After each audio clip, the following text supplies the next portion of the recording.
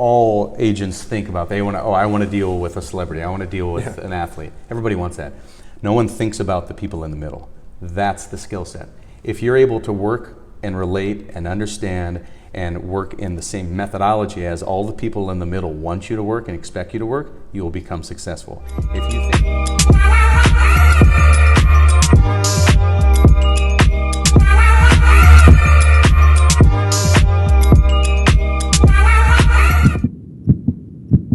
Hello everybody, my name is Alex Vidal. I am president of Related ISG International Realty and host of the show you're watching today, The Closer Club. And today, we're sitting with one of South Florida's top realtors, Darin Tansey. We have people in the background making noise, and it's all good because when we film this, we film it on scene. Doesn't matter what happens, one run, and we go. Darin, thanks for joining us on The Closer Club. Thanks for having me, I appreciate it. Thank you. Darin, you are a Midwestern guy, right? Transplant to South Florida. Tell us a little bit about, to one of the top realtors in South Florida, tell us a little bit about your path to where you are today. It's quite interesting, and I get the question a lot, is that I'm from a very small town in Iowa, 32,000 people in the southeast corner of Iowa on the Mississippi River, and now I'm in Miami Beach, Florida, glitz and glam, and one of the hot spots of the entire globe. Sure. I lived my first 20 years in Iowa, very humble upbringings, and I think that gives a lot to who I am today and how I approach my business, how I approach my clientele, and even my friends today. It's just, it's how I was raised in a very small town. I, then left after college. I went up to Chicago, which I lived in the Chicagoland area in my 20s. Nice. I ended up working for Johnson & Johnson, and I was in pharmaceutical sales. So, I went from small town in Iowa to working for, a global company with J&J, selling pediatric products to pediatricians, and then ended up selling an ADHD product to child psychiatrists and neurologists. So it was an interesting transition. Sure. Fortunately, became successful doing that with J&J.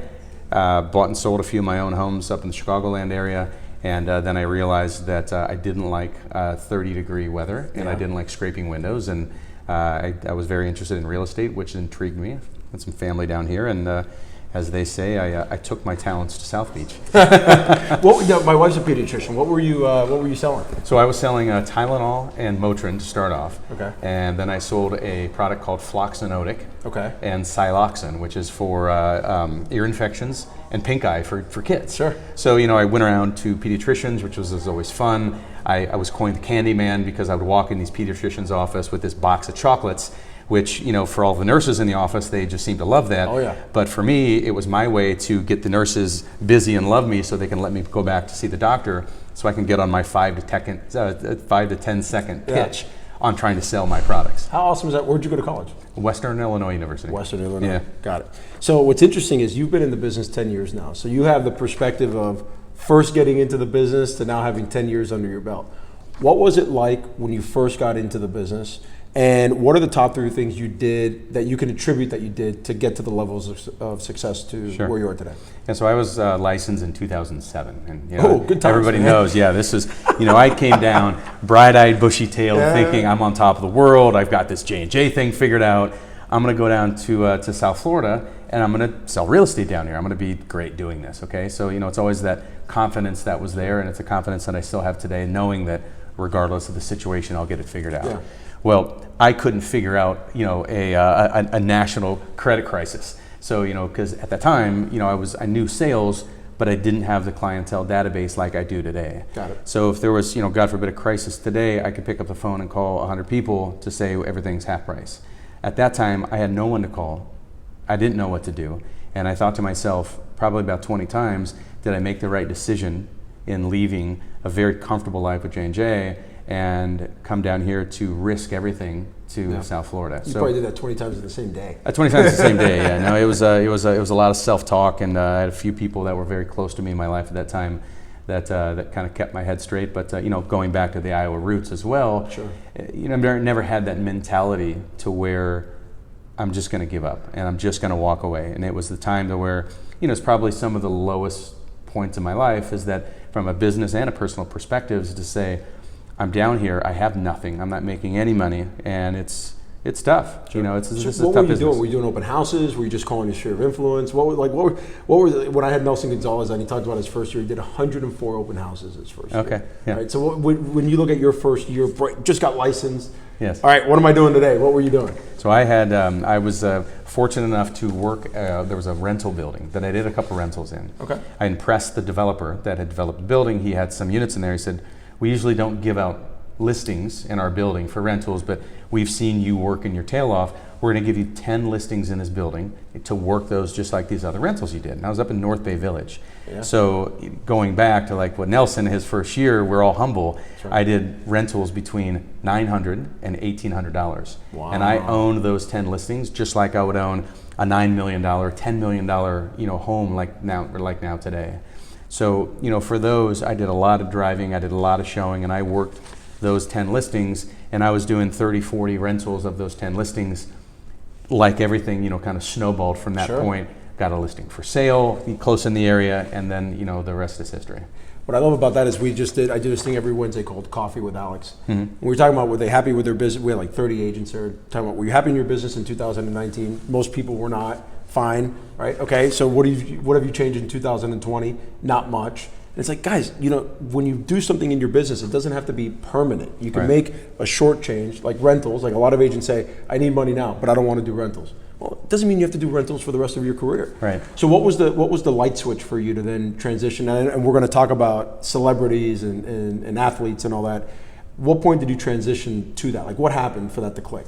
I think what clicked is that, I started to get noticed from other people to where they would want to introduce me to people. So, one of the first people that I'd ever met in real estate, I did a rental with he and his family in Key Biscayne. It was really my first real estate deal. Okay. They rented their home for $12,000. $12,000 at that time was like, wow, this is not bad. I hit more than a single on my first at bat. Well, that family ended up, I became close to them, and I ended up showing them a property that I sold them on the Venetian Islands, a big lot for $2.4 million. That was my first deal. So, that was probably about 3 years into the business. That was your first sale? That was my first real sale. Yeah, so it's 3 years into the business. I did a couple $1 million sale. And of course, like every Miami realtor, what's the first thing you do? You go and buy a Rolex, right? Sure. So, that was the first taste, I think, really into real estate in South Florida. And you taste it, that felt really good. And you worked so hard on something so small, and you realized, I finally see a light out of the tunnel, because every realtor in town has been at that point thinking, where is my next deal? Right. How am I going to achieve more? Whether they're selling $1 million a year or $100 million a year, there's always that point in that plateau that all of us hit at some point to say, how can I get to that next level, whatever that respective next level would be? Sure. Well, there's some great lessons in that. Two things that stick out is, one, your 1 degree of separation. Right, you were 1 degree of separation from that big deal, and then that led to everything else.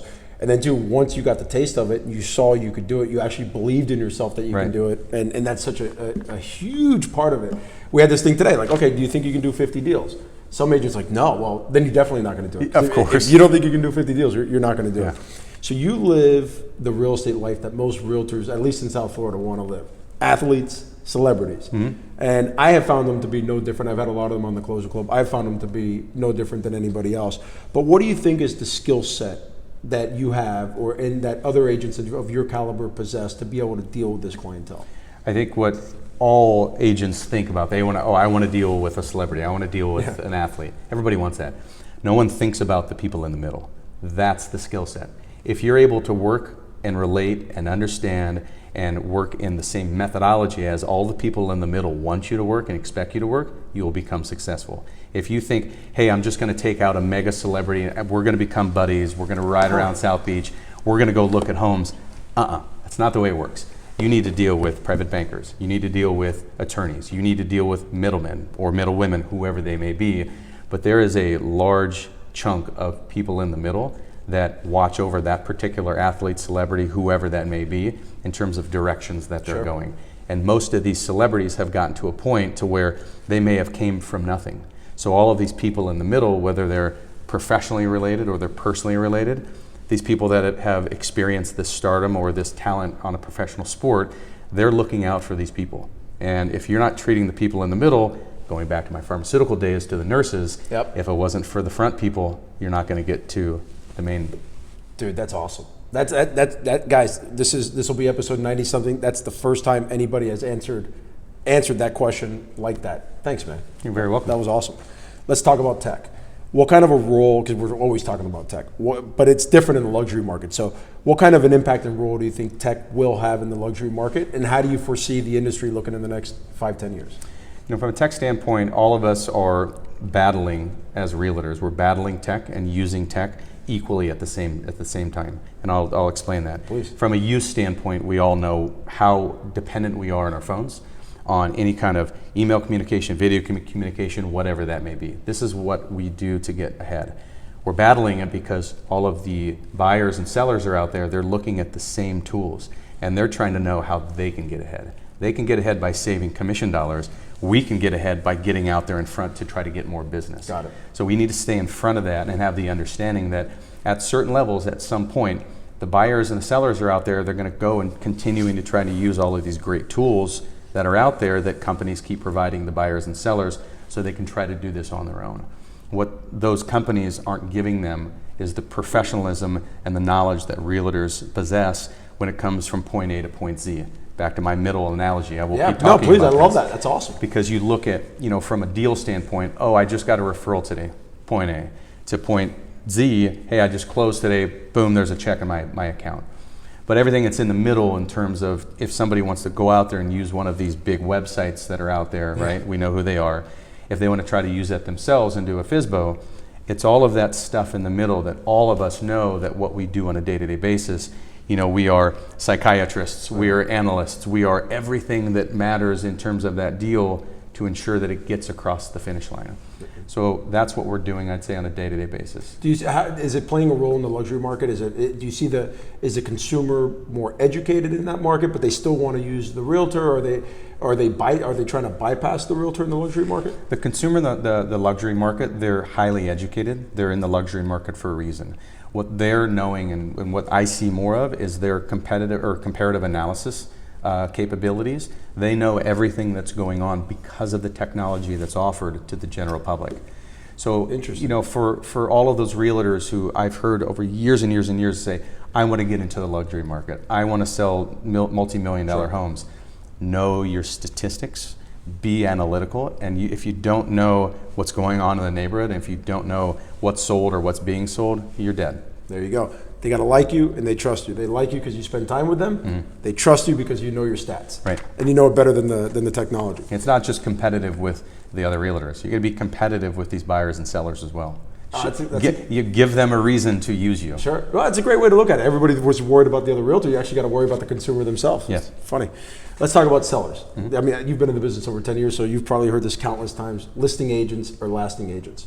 What are some ways or techniques that you use to get listings on your terms? Because you're not going to take an overpriced listing in the $10 million range and spend thousands of dollars to not have it sell, right? So what are some techniques that you use to get listings on your terms? I've gotten over the whole vanity play. Everyone wants, $10 million listings in your portfolio. That looks great, but how am I getting listings right now in terms of I'm out there interacting with other brokers, not only within this area, but brokers on the outside of Miami.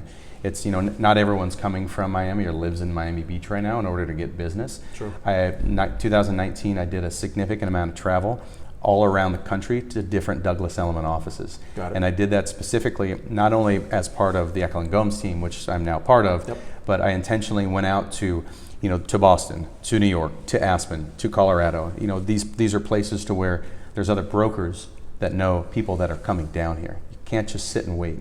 You could send your letters out, you could send your flyers out. All of this has a use at some point, but reaching out to your network and your network beyond your network. Eklund Gomes, they say is like one of their main philosophies are that brokers are our number one clients. You'll hear that from developers. You'll hear that from my team. It is more true than I could possibly imagine.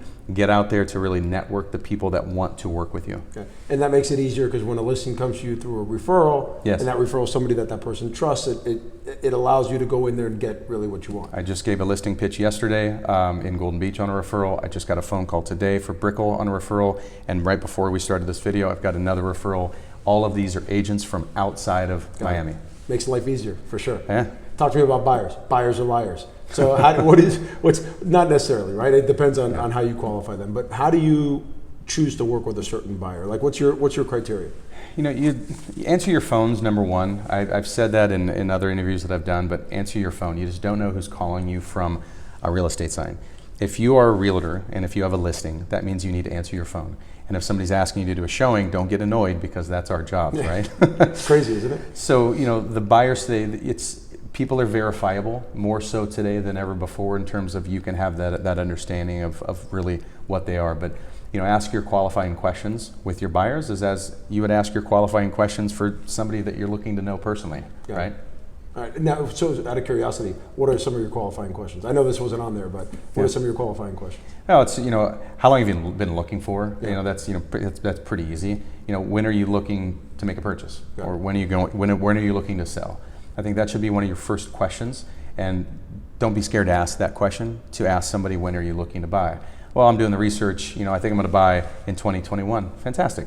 Now you're going to know where to categorize them in terms of your daily follow-up. What about asking for proof of funds? Is that something that comes up a lot in the luxury market? Because I get my agents ask me a lot. They're like, I'm dealing, but I don't know how to ask the buyer for proof of funds, right? Proof of funds is that's a slippery slope. It's do your research. If you can find somebody, I think you'll have an understanding of whether they have the affordability on whatever level that they're looking to buy. If you can't find them, it doesn't mean that they don't have money. I think you just get to know after a while. Proof of funds are tough. Got it. Yeah, I don't have a good answer for it because I don't have a good answer myself. Yeah. Well, I think it probably boils down to the referrals, right? A lot of what you do is referral based. So if another broker from New York or Aspen or whatever is referring to a buyer, you have there's a good likelihood that buyer's got the funds too, right? Sure. Helps the process. If they are financing, which financing kind of went away, we're lucky because most of the transactions, probably 80-90% are cash transactions down here. Holy shit. But it's whatever levels you're talking about. But I think anymore, money's so cheap right now. Fortunately, we have low interest rates to where you can ask the very easy question: do you have a pre-qualification letter? Yeah. And I think it's an easier question to ask because from a financing standpoint, oh, I'm sorry, I didn't know you were financing this. Yeah. Right. Versus saying, hey, do you have the money? There you go. Mm-hmm. All right, we wrap up every interview with the same question: book, podcast, or all three, TED Talk recommendation. Book-wise, there are several kind of business self-help books. If I'm going to sit down and read, which is not too often, unfortunately, it'd be more on the personal side from a self-help. Sure. Many Lives, Many Masters is one that I've been reading. The Four Agreements is one that I've looked over and over. One of my favorite books is Tuesdays with Morrie. Tuesdays with Morrie. Yeah, it's as much as I would want to promote The Cell by Frederick Eklund. Hey, you should absolutely. Maybe I did just plug that. Great book, but there's a time and a place though I think we all need to stop because we can work until 11, 12 o'clock every single night and we never get done. But you stop for a moment and you focus on yourself and you understand yourself a bit more. Go sit down and talk to somebody. Go to any kind of meditation. Do hypnotherapy. Understand yourself more because that's going to give you the ability to interact with your buyers, your sellers, whoever they may be out there, more effectively. There you go. Darin, thanks so much, man. This was a true pleasure. Always a pleasure. Guys, thanks for watching.